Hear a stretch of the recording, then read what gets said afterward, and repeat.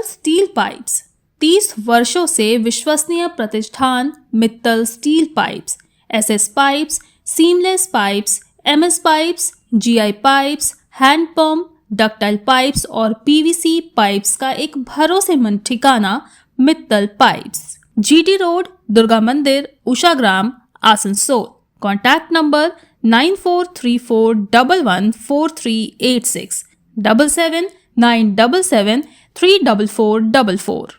গৃহবধূর রহস্য মৃত্যুকে ঘিরে ব্যাপক উত্তেজনা দুর্গাপুরে, চলল ভাঙচুর। ঘটনাস্থলে পৌঁছায় নিউ টাউনশিপ থানার পুলিশ বাহিনী ও কমব্যাট ফোর্স। পরে দেহ ময়নাতদন্তের জন্য দুর্গাপুর মহকুমা হাসপাতালে নিয়ে যাওয়া হয়।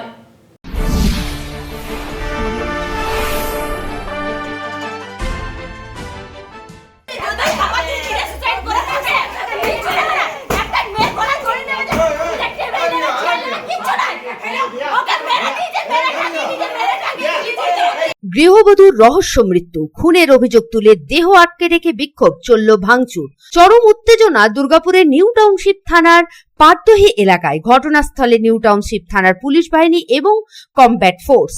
মৃতা গৃহবধূর নাম মায়া ঘোষ, বয়স 28 বছর। আটক স্বামী, শ্বশুর এবং শাশুড়ি। জানা গেছে দুর্গাপুর থানার কমলপুরের মায়া ঘোষের সাথে 2 বছর আগে বিয়ে হয় পাটদহি এলাকার সুশোভন মাইতির।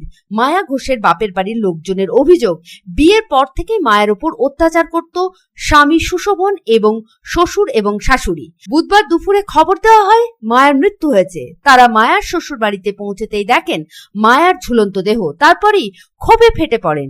চালানো হয় ভাঙচুর। পরিস্থিতি সামাল দিতে পৌঁছায় নিউ টাউনশিপ থানার বিশাল পুলিশ বাহিনী। পুলিশকে ঘিরে ধরে শুরু হয় বিক্ষোভ। পরিস্থিতি সামাল দিতে পৌঁছায় আসানসোল দুর্গাপুর পুলিশ কমিশনারেটের কমব্যাট ফোর্স।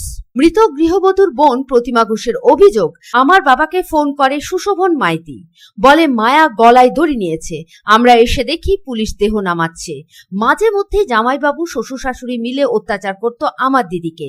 বুধবার সকাল থেকেও মারধর করেছে। তারপর দিদিকে মেরে ঝুলিয়ে দিয়েছে ওরা। আমরা ওদের কঠোর শাস্তি চাইছি।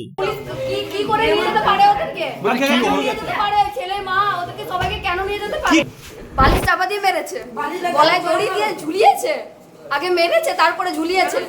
একটা টুল পর্যন্ত নেই, কাপড় দিয়ে ঝুলিয়েছে। কাপড়টা এরকম করে মোটকানো ছিল, কাপড়টা এরকম করে। আর আমার দিদি মোটেও এইসব কাপড়ে এইগুলো নিয়ে আর কোনো টুল নেই। একবার কেরাসিন তেল ঢেলে মেরেওছে, নিয়ে চলে এসেছি। গালাগালি করেছে, পুলিশকে জানিয়েছে। 2 ঘন্টা ধরে চলে বিক্ষোভ। পরে পুলিশের আশ্বাসে বিক্ষোভ উঠে যায়। তারপরই দেহ ময়না তদন্তের জন্য দুর্গাপুর মহকুমা হাসপাতালে নিয়ে যাওয়া হয়।